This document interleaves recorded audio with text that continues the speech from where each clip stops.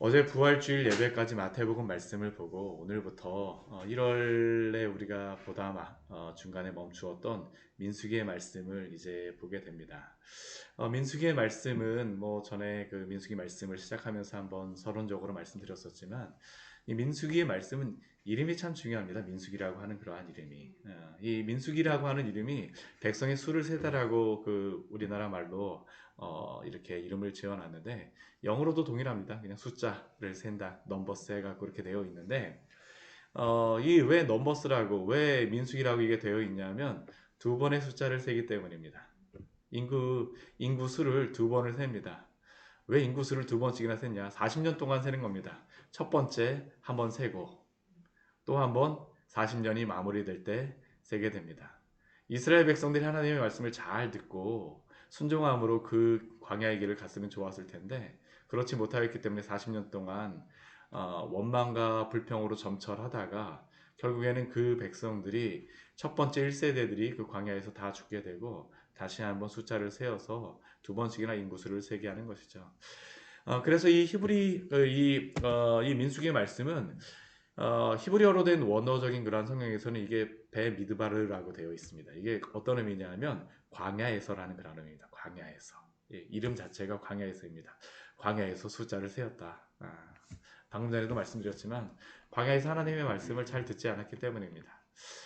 우리가 지금 그 민수기 이제 11장 말씀서부터 보게 되는데 1장서부터 10장까지의 그러한 말씀은 하나님께서 이스라엘 백성에게 본격적으로 광야의 길을 하게 하시기 전에 준비시키는 그러한 말씀을 보았습니다. 정말 세심하게 하나하나 다 시키셨습니다. 인구수 세고 레위인들 세고 뭐 어떻게 그들이 그 진영을 만들지 진영의 모습을 알려주시고 행군할 때는 어떤 순서로 행군할지 알려주시고 뭐 세부적으로 하나하나 다 알려주셨습니다. 왜 그럴까요?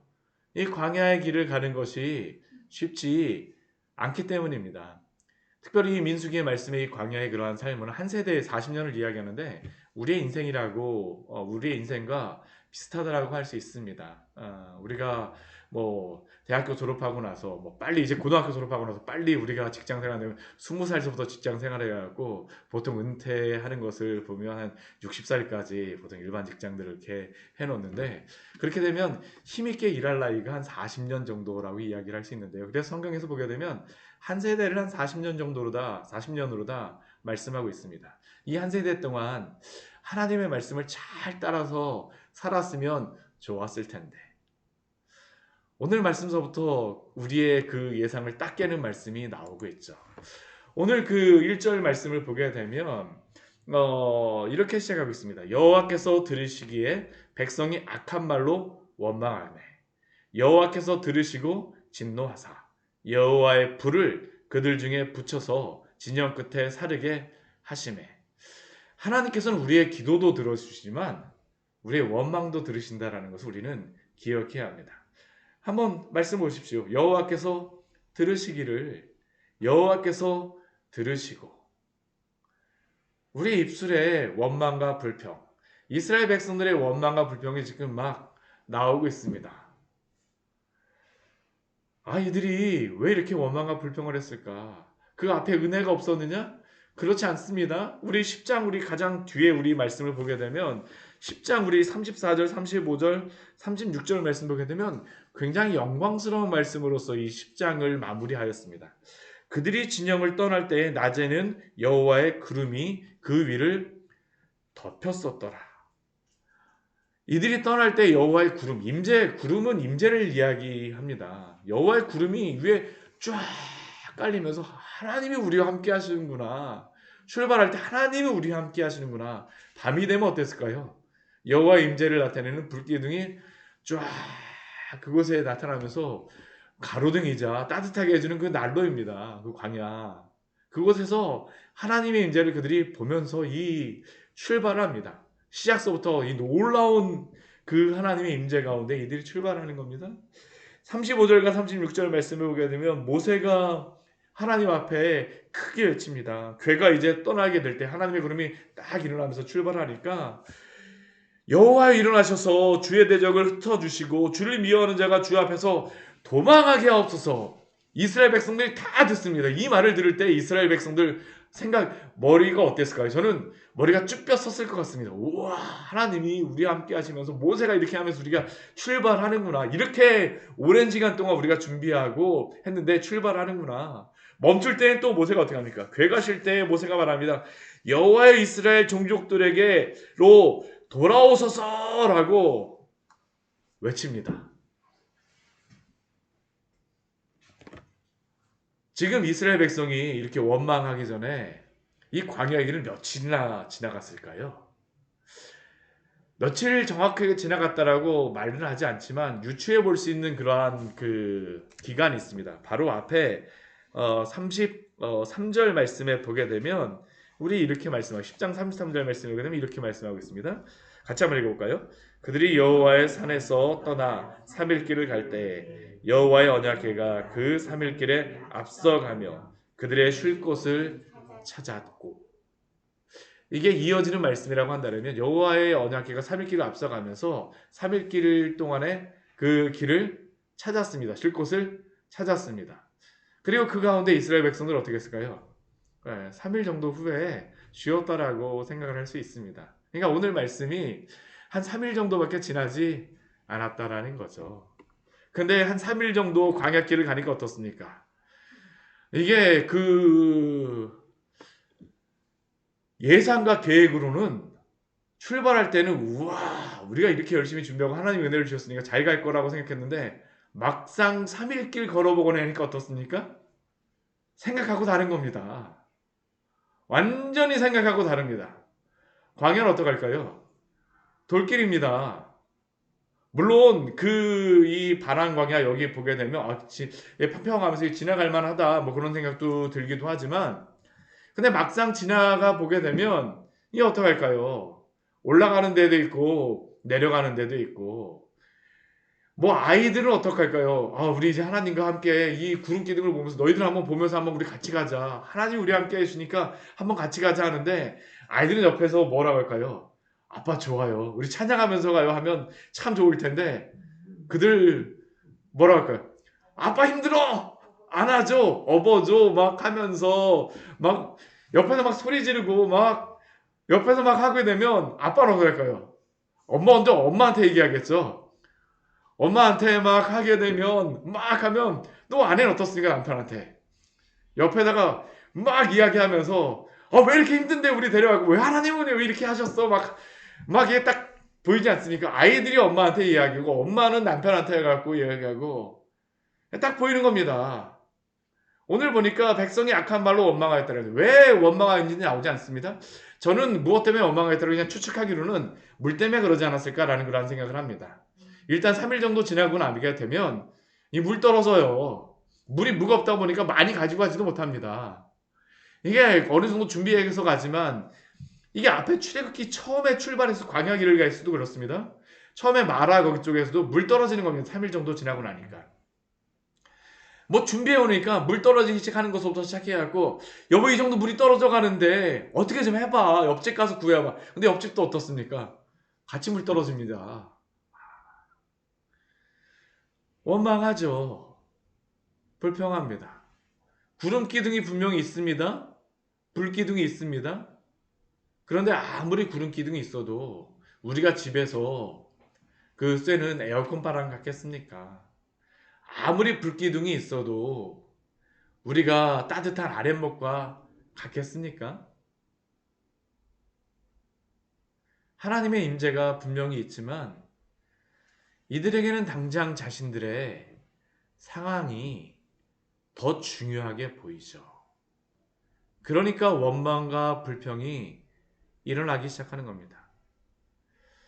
혹시 우리는 그렇지 않습니까? 하나님의 은혜가 너무나 크다라고 간증하고, 어제 부활주일 우리 계란전도 하면서 예수님께서 부활하셨습니다 하면서 막 계란 나눠줬는데 막상 우리는 어떻습니까? 계란 나눠주고 나서 집에 딱 갔는데 무슨 일 생기면 힘들어 막 하는 것부터 시작하지 않습니까? 사실 이스라엘 백성들의 모습을 우리가 보지만 이들은 우리의 거울입니다. 우리는 어떻습니까? 우리는 어떻습니까? 근데 오늘 이렇게 원망하는 이스라엘 백성을 향하여서 하나님께서 어떻게 하시냐면 1절 원망하시자마자 들으시자마자 우리 1절 말씀에 바로 하나님의 반응이 있습니다. 무엇입니까? 여호와의 불을 그들 중에 붙여서 진영 끝에 사르게 하시매. 바로 하나님께서 징계하십니다. 이게 출애굽기와 다른 부분입니다.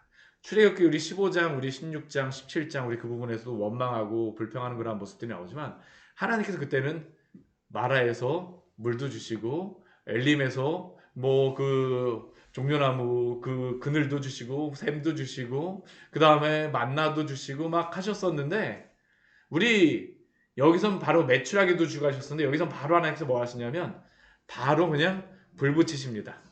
징계하십니다. 왜 징계하실까요? 달라졌기 때문입니다. 이스라엘 백성이. 무엇이 달라졌습니까?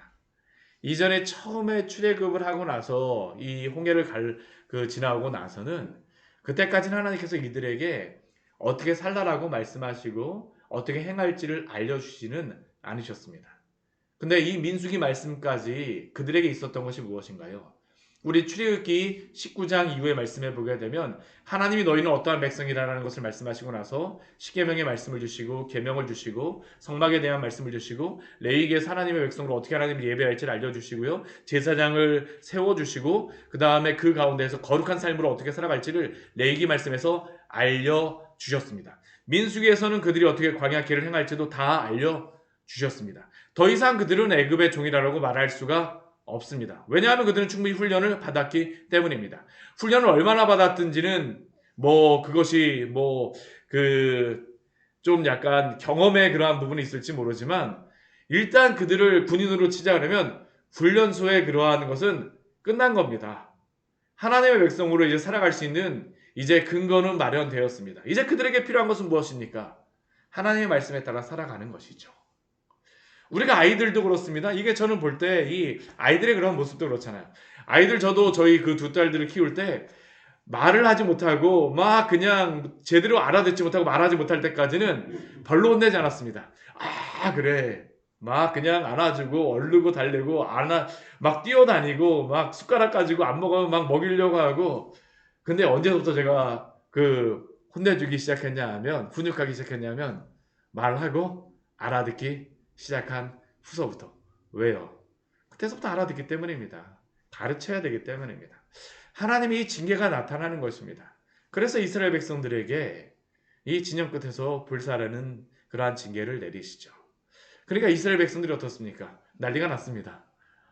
우리가 잘못했습니다. 먼저 누구한테 얘기할까요? 모세한테 이야기하는 거죠. 우리가 하나님께 잘못했어요. 그냥 모세는 어떻게 합니까?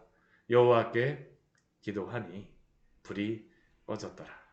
근데 이 오늘 11장 1절부터 3절까지 이 다벨의 말씀은 이 징계하는 그런 말씀의 의미도 있지만 이게 앞으로 이스라엘 백성 가운데 계속 반복된다라는 것을 또한 우리에게 말씀해 주는 겁니다.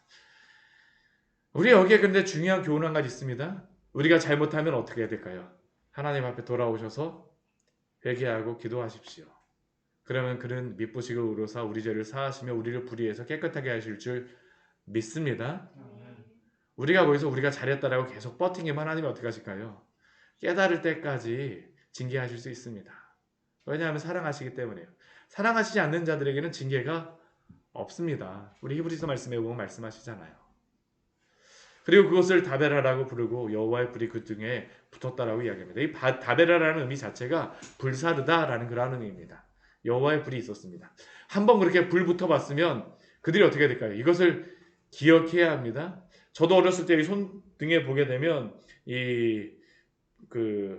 국에 이렇게 좀 튀어갖고 이게 저간 자국이 있습니다. 뒤었던 자국이 있어요. 그러니까 그 다음부터 어떻게 했을까요? 제가 조심하게 되는 겁니다. 이들이 이렇게 한번 하나님께 뜨거운 맛을 한번 보았으면 잘 하나님의 그 말씀에 따라 순종하면 살아갔으면 좋겠는데 그렇지 못해요. 바로 4절서부터 또다시 나오죠.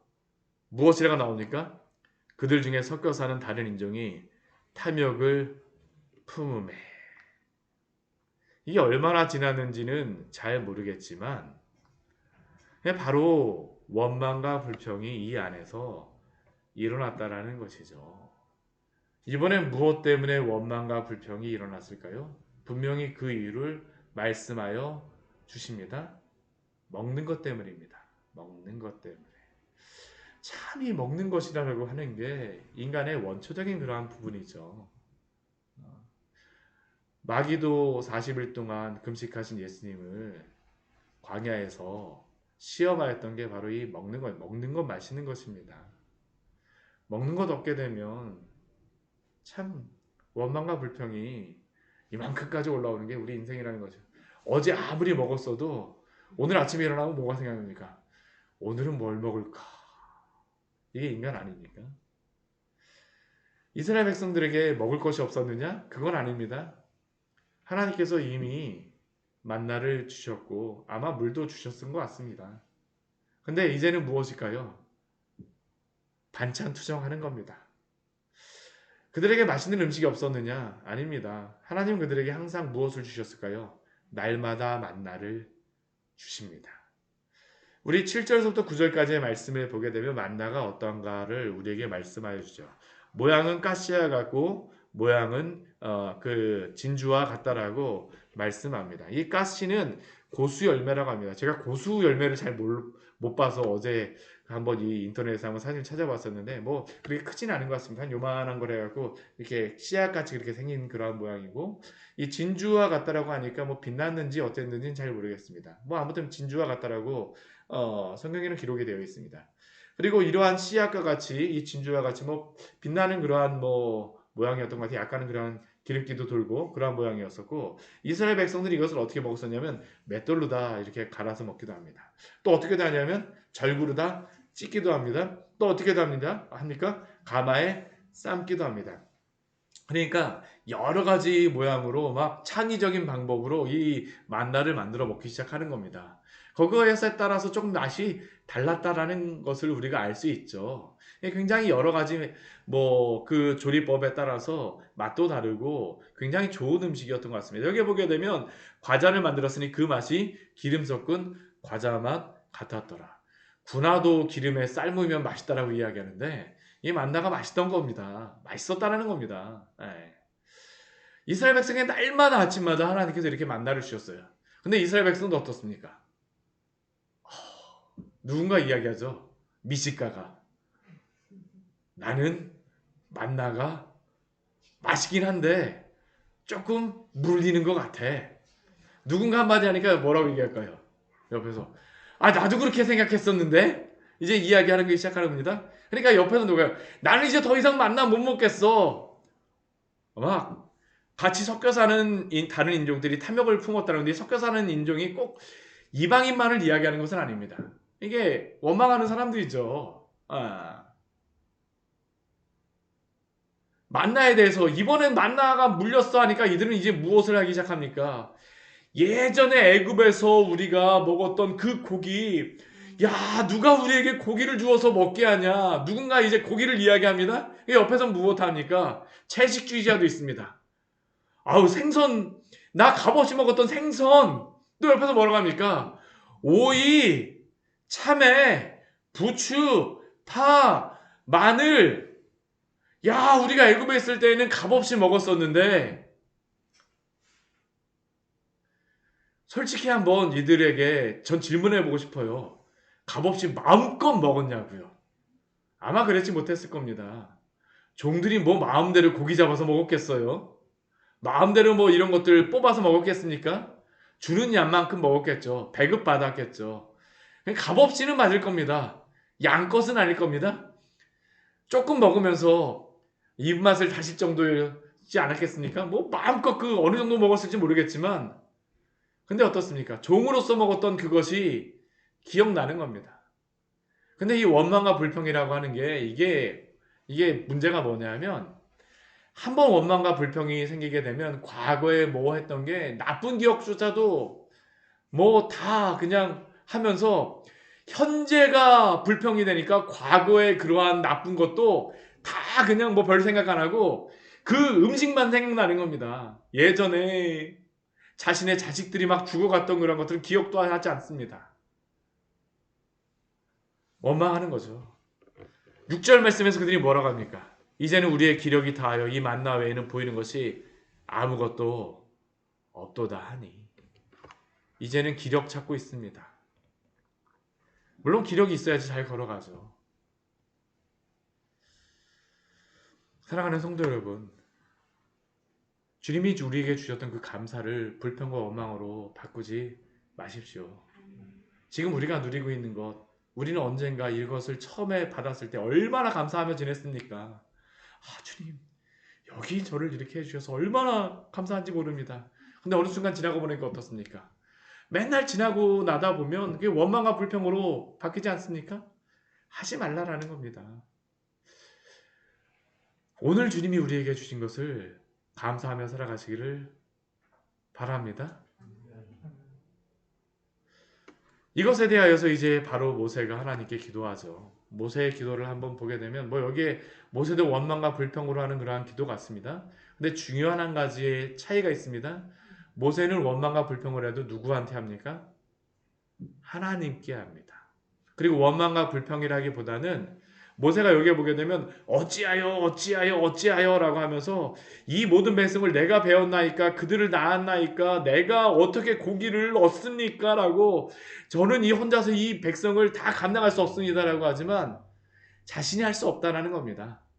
우리가 할 수 없게 되면 세상으로 달려가지 마십시오.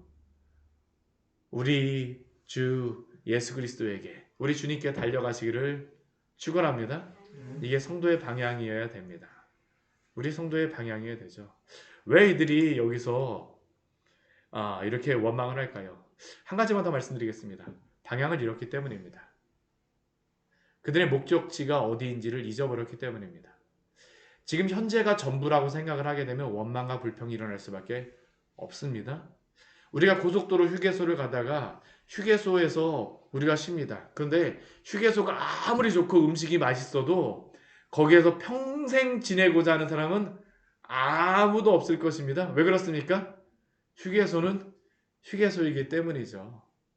휴게소에서 먹을 수 있는 음식이 있고 휴게소에서 먹을 수 있는 별미가 있고 휴게소를 지나가다 먹는 우동이 맛이 있는 겁니다.